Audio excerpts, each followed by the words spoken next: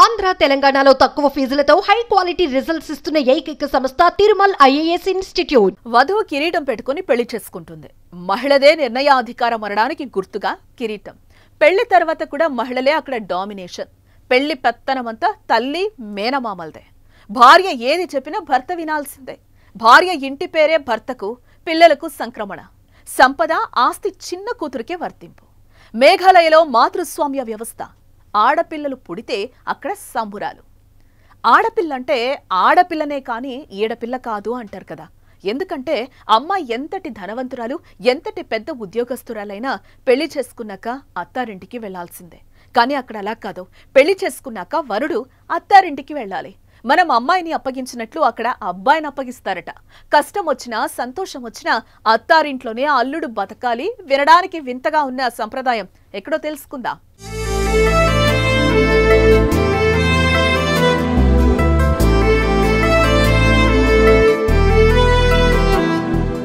సాధారణంగా భారతదేశం పితృస్వామ్య సమాజపు ఆచారాల ప్రకారమే నడుస్తుంది కదా. కుటుంబాల్లో తండ్రే నిర్ణయాధికారం కలిగి ఉంటాడు. దాని భార్య, పిల్లలు అనుసరించాల్సి ఉంటుంది. ఇంటి పేరు కూడా ఆయనదే సంక్రమిస్తుంది. మన దేశంలోని మేఘాలయ వంటి ఈశాన్య ప్రాంతాల్లో నివాసం ఉండే కాశీ, గోరా తెగల్లో మాత్రం ఇందుకు భిన్నంగా మాతృస్వామ్య నిర్మాణం కొనసాగుతుంది. వరుడు పెళ్లి చేసుకుని వధువు ఇంటికి వెళ్లాలి. ఆమె వంశాన్ని భర్త, పిల్లలు ఇంటి పేరుగా స్వీకరించాలి. ఈ తెగల్లో కమ్యూనిటీ 2 వంశాల మీద బేస్ అయ్యింది. వాటిని కుర్, ఖా అని పిలుస్తారు. ఒకరినొకరు తెలుసుకోవాలని, గౌరవించాలని, ఇరువైపుల సంబంధాన్ని గుర్తించాలని ఈ ప్రాథమిక సమాజ నిర్మాణం ప్రతి ఒక్కరిని ఆదేశిస్తుంది. ఇక ఈ మాతృస్వామ్య వ్యవస్థలో మహిళలదే డామినేషన్.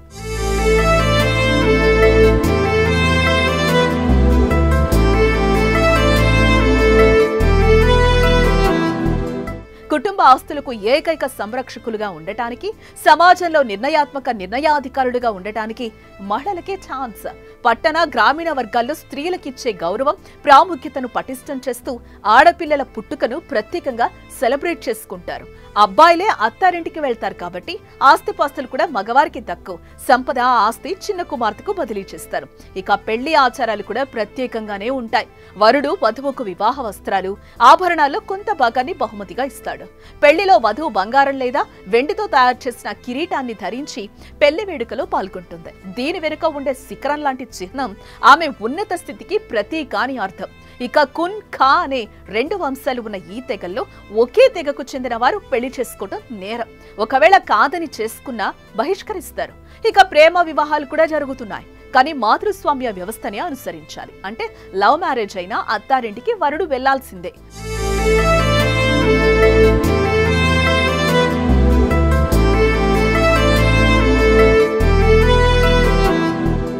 పెళ్లి పెద్దలుగా తల్లి, మేనమామలు ఉంటారు.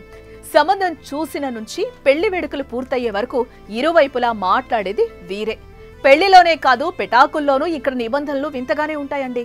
విడాకులు తీసుకోవాలంటే 2 వైపుల అంగీకారం తప్పనిసరి. వివాహానికి సాక్ష్యంగా ఉన్న ప్రతినిధుల సమక్షంలోనే జంట విడిపోయే కార్యక్రమం జరగాలి.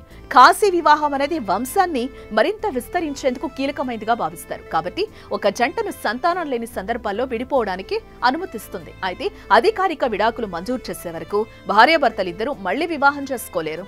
ఈ ఆచారాలకు బలమైన కట్టుబడి ఉండటం వివాహం పవిత్రతను, కుటుంబం సామాజిక నిర్మాణాలను నిర్వహించడంలో మహిళలు పోషించే ముఖ్యమైన పాత్రను బలపరుస్తుంది. అయితే ఇలాంటి సాంప్రదాయాల్లో మహిళలకు కష్టాలు తక్కువగా ఉంటాయని అంచనా. అత్తింటి వారి వేధింపులు, కట్న కానుకల గోలైతే అసలు ఉండదు. అయితే అవన్నీ భర్త భరిస్తూ ఉంటాడు. కానీ అమ్మాయితో పోలిస్తే భర్తకు ఆ స్థాయిలో వేధింపులు ఉండవని తెలుస్తోంది. మీరు కూడా ఈ సంప్రదాయ పెళ్లిని చూడాలంటే ఓసారి మేఘాలయ వెళ్ళిరండి మరి.